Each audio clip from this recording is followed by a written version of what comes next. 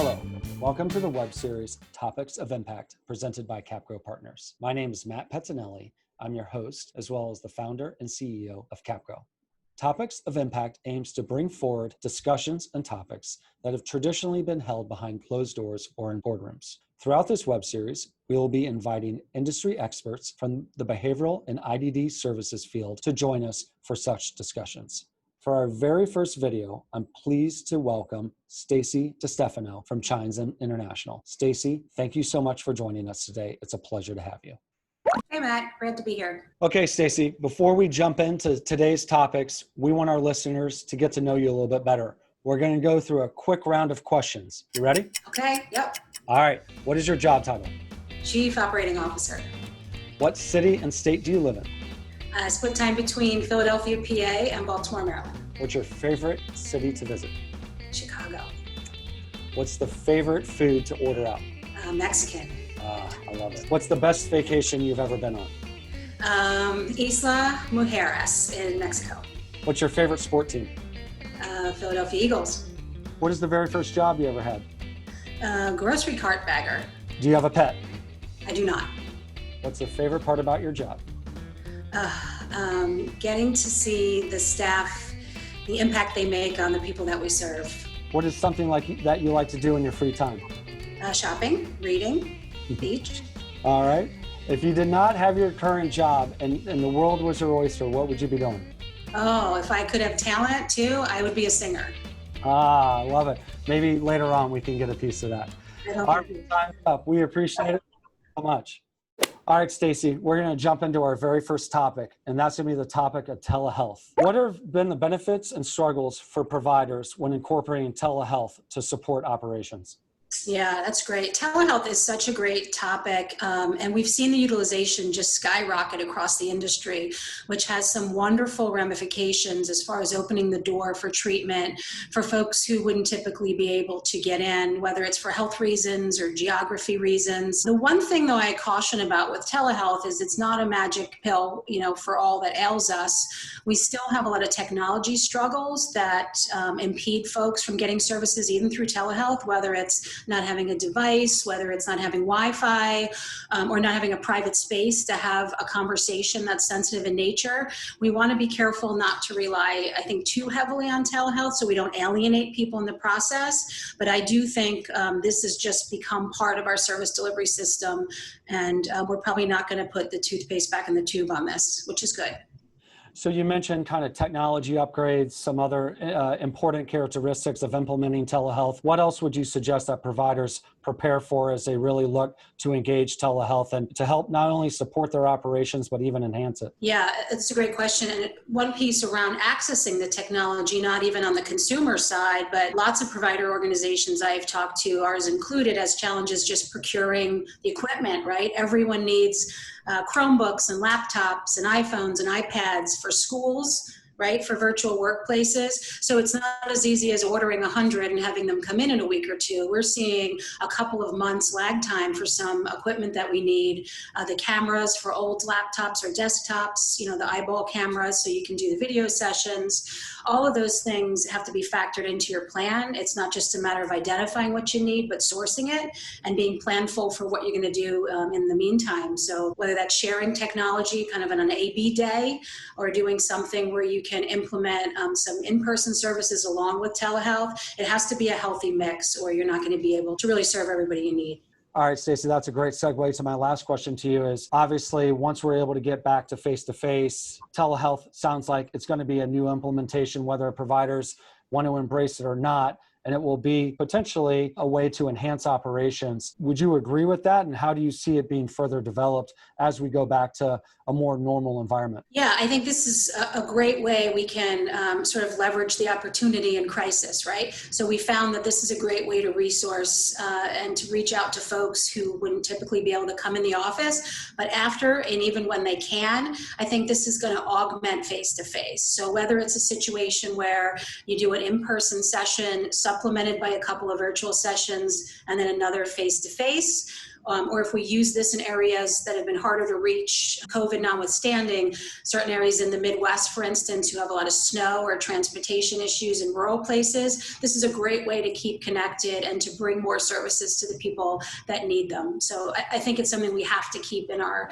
toolbox going forward. As of right now, we've been funded for teleservices for the same rate as we have been for in-person services.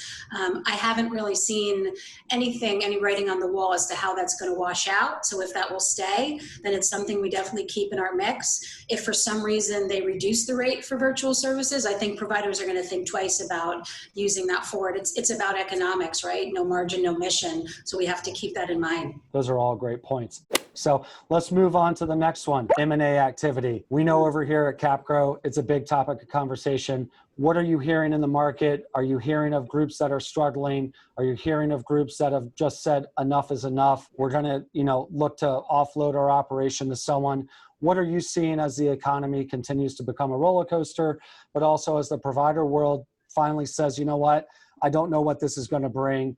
We just are at a kind of a standstill of what to do. Yeah, I see a lot of provider organizations, what I call peeking out the curtain from behind the window, looking to see what their neighbors are doing, taking the temperature of the landscape, looking in-house at their own financials. I think it's a little deceiving right now because we've seen so many alternative payment arrangements, retainer payments, managed care, and states are doing some creative funding to keep folks afloat. So I don't think the market driver is really today. I think we're going to see that as a market driver in 6 months. So as those payments dry up and as we start to segue back into a normal routine, hopefully there's a vaccine and we can go about business more typically. I think that in the spring and in the first and second quarter of the next calendar year is when we're going to see folks realize, that their P&Ls are in trouble and that we need to really look at, some alternate ways to stay in business. And M&A is going to be a huge part of that, no doubt. Do you see it being a little more not-for-profit, for-profit? And what are some of the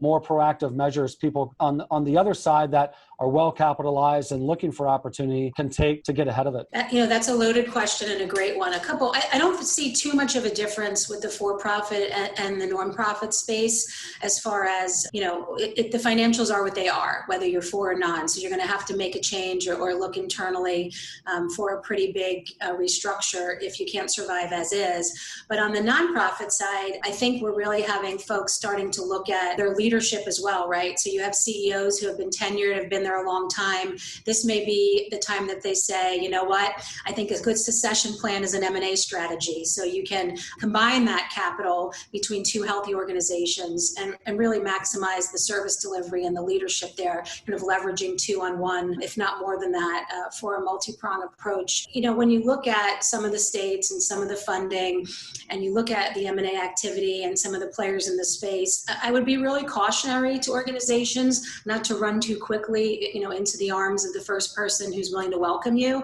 I think this is a time of extra due diligence, both culturally, financially, operationally. You want to find the right partner who is looking to join with you for the right reason and not someone who is just sort of making an opportunity predatory lens. I think we want to look at somebody who's in it for the right reason, and that takes a little bit more nuancing. The implementation of private equity and outside capital coming in specifically to the IDD space in the last 5 years has been transformational. It's an interesting position that we're all in at this moment. All right, this is going to be our third topic and last one. It's appropriate management fatigue. I mean, during COVID, the addition of PPE, all the additional budget requirements, staffing, working remotely. What are you seeing from your peers? We are exhausted. I mean, the folks on the ground, so let me say, first of all, this is not to take away at all from the direct care staff who have done just a heroic job of coming to work every day